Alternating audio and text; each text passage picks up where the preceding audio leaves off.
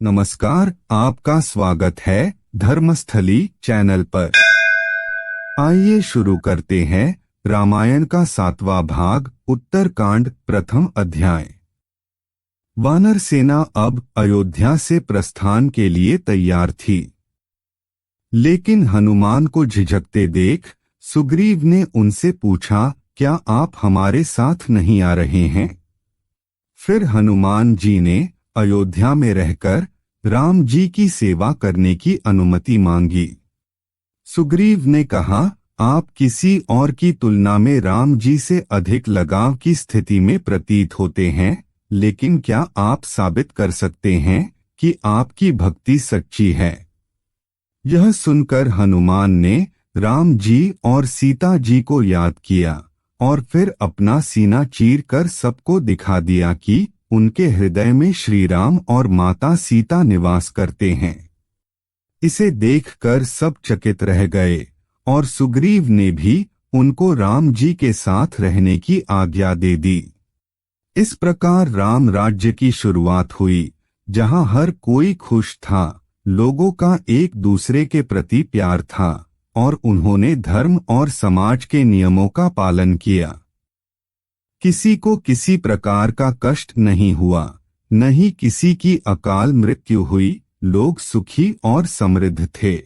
राम जी की दिनचर्या में सुबह सुबह सरयू नदी में स्नान कर अपने गुरु वशिष्ठ से धर्म, सांसारिक जीवन और एक आदर्श शासक के कर्तव्यों के बारे में उपदेश पाते, फिर दरबार में आकर अपने राज्य कार्यों में भाग लिया करते। राम जी प्रतिदिन शाम को भी अपना दरबार लगाते और जासूसों से वे प्रतिदिन घटनाओं की जानकारियां लेते रहते। एक दिन एक जासूस हमेशा की तरह दरबार में आया, परंतु संकुचित मन से कुछ कह न सका और चुपचाप आकर खड़ा हो गया। तब राम जी ने जासूस से बेझिझक होकर अपनी बात रखने को कहा। तब जासूस ने बताया, महाराज, मैं अपने दैनिक दौरे पर था और मैं एक धोबी के घर के पास से गुजर रहा था। तब धोबी ने अपनी पत्नी को घर से निकाल दिया। जब हमने पता लगाया तो यह बात ज्ञात हुई कि उसकी पत्नी को किसी ने बहकाया था और वो घर छोड़कर चली गई। लेकिन अगले दिन जब वह लौटी तो उसके पति ने उसे घर में आने से मना कर दिया। उसने कहा, मैं एक साधारण आदमी हूँ, मैं राम जितना महान नहीं हूँ, जिसने अपनी पत्नी सीता को इतने लंबे समय तक रावण की हिरासत में रहने के बाद भी स्वीकार कर लिया। इतना कहकर जासूस चुप हो गया। राम जी ने दरबार को खारिज कर दिया। सीता जी के बारे में धोबी की बातों ने उन्हें विचलित कर दिया। पूरे मामले पर शांति से विचार करने के बाद उन्होंने घटना की अच्छी तरह से छानबीन करना जरूरी समझा। इसलिए राम जी ने अपने सैनिकों से जांच करने के लिए कहा और जांच में यह बात बिल्कुल सही निकली। राम जी रात भर ठीक से सो नहीं सके।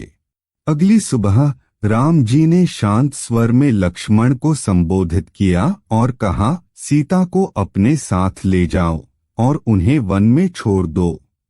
राम जी ने कहा, सीता जी को महल में रखना हमारे महान वंश पर कलंक के समान होगा और मैं इस कलंक से हमारे वंश को बचाना चाहता हूँ। लक्ष्मण ने राम जी की आज्ञा मानकर सीता जी को लेकर वन की ओर चल पड़े। घने जंगल में पहुंचकर लक्ष्मण ने सीता जी से नीचे उतरने का अनुरोध किया। सीता जी ने अनुरोध का पालन किया, लेकिन वह चारों तरफ भयानक जंगल को देखकर डर गई और कहा, लक्ष्मण, मुझे यहाँ क्यों लाए हो? लक्ष्मण ने कहा, आपके पति राम जी ने मुझे आपको यहीं इस जंगल में छोड़ने का आदेश दिया है और मैं उनके आदेश का उल्लंघन नहीं कर सकता। लक्ष्मण ने लड़खड़ाते स्वर में उत्तर दिया। ये शब्द सुनकर सीता जी फूट फूट कर रोने लगी, मगर लक्ष्मण बिना मुड़े अयोध्या की तरफ चल दिए। संयोग से संत वाल्मीकि वही पास में कुटिया बनाकर रहते थे। अगर आपको यह प्रस्तुति पसंद आ रही है तो कृपया सब्सक्राइब बटन दबा दें और साथ ही ऐसे और भी वीडियोस के लिए बेल आइकन को भी दबा दें। सीता जी की रोने की आवाज सुनकर वह उनके पास आए और बोले, तुम कौन हो बेटी?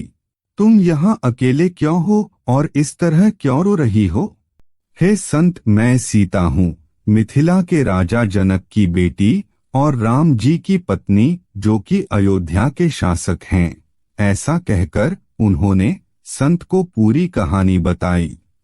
सीता की व्यथा सुनकर संत वाल्मीकि जी ने कहा, धीरज रखो, तुम्हारे पति तुम्हें लेने के लिए एक दिन स्वयं आएंगे। मेरे साथ मेरे आश्रम में आओ और वहीं रहो। सीता जी ने संत वाल्मीकि के आश्रम को अपना घर बना लिया। वह प्रतिदिन प्रातः संत के समक्ष प्रवचन सुनती और बहुत ही सादा जीवन व्यतीत करने लगी। समय के साथ सीता जी ने 2 पुत्रों को जन्म दिया। यह समाचार सुनकर संत वाल्मीकि ने उनका नाम कुश और लव रखा। जुड़वा बच्चे वही आश्रम में बड़े होने लगे। कालांतर में वे स्वयं संत वाल्मीकि से शिक्षा प्राप्त करने लगे। जब वे थोड़े बड़े हुए तब वाल्मीकि जी ने उन्हें हथियारों और युद्ध की रणनीति में शिक्षा देना शुरू कर दिया। दोनों भाई धनुष बाण चलाने में बड़े निपुण हो गए। इधर अयोध्या में राम जी अपने प्रधानमंत्री सुमंत और अपने 3 भाइयों के साथ अश्वमेघ यज्ञ की तैयारी में जुटे हुए थे। जब यज्ञ की तैयारी समाप्त हो गई तब राम जी ने संत वशिष्ठ के परामर्श पर विभिन्न राजाओं और शासकों के पास यज्ञ का निमंत्रण भेजा। निमंत्रण पाकर कई राजा और शासक यज्ञ में भाग लेने के लिए अयोध्या पहुंचे। अपने गुरु द्वारा निर्देशित राम जी ने अपनी पत्नी सीता की एक सोने की छवि तैयार की, क्योंकि संत वशिष्ठ के अनुसार कोई भी यज्ञ तब तक पूर्ण नहीं माना जाता जब तक कि उनकी पत्नी शामिल न हो। इस अवसर पर उपस्थित सभी लोगों ने सीता जी की स्वर्ण प्रतिमा की प्रशंसा की। यज्ञ प्रारंभ होने के साथ साथ एक सुंदर सफेद घोड़े को भी खूब सजाया गया और प्रदर्शन स्थल पर लाया गया। इस प्रकार यज्ञ की समाप्ति पर घोड़े के मस्तक पर तिलक लगाने के साथ साथ उसकी काठी से घोषणा पत्र भी लटका दिया गया, जिसमें अगर कोई भी शासक अयोध्या को युद्ध के लिए चुनौती देना चाहता हो तो इस घोड़े को पकड़ ले। कई शासकों ने अयोध्या को चुनौती दी, मगर कोई भी उनकी सेना के आगे टिक नहीं सका। शत्रुघ्न हर क्षेत्र में राम जी का प्रभाव फैलाते हुए आगे बढ़ते गए जहां से वे गुजरते थे। अब सफेद घोड़े ने घने जंगल में प्रवेश किया। यह वही जंगल था जहां संत वाल्मीकि का आश्रम था और जहां कुश और लव अपनी मां के साथ रहते थे। जब जुड़वा भाइयों ने सफेद घोड़ा देखा तो उन्हें बहुत अच्छा लगा। इतना कहकर दोनों भाइयों ने घोड़े को पकड़ लिया और पास के एक पेड़ से बांध दिया। फिर उन्होंने उसकी काठी से लटके हुए घोषणा पत्र को पढ़ा और हंस पड़े। कुछ ही देर में राम जी के सैनिक घोड़े की खोज में वहां पहुंचे। इसे एक पेड़ से बंधा देख सैनिक भड़क गए और घोड़े को छोड़ने के लिए कहा। सैनिकों ने उन्हें समझाने की कोशिश की, लेकिन दोनों भाइयों ने बिना युद्ध के घोड़ा न छोड़ने की बात कही। उन्होंने कहा, हमसे जीतो और घोड़े को ले जाओ। सैनिकों ने घोड़ा छुड़ाने की कोशिश की, जिसमें उनके कई सैनिक लव और कुश के बाणों से घायल हो गए। इस बात की खबर शत्रुघ्न तक पहुंचाई गई। आज के लिए बस इतना ही। इसी प्रकार के ज्ञानवर्धक एवं रोचक वीडियोस के लिए हमसे जुड़े रहें।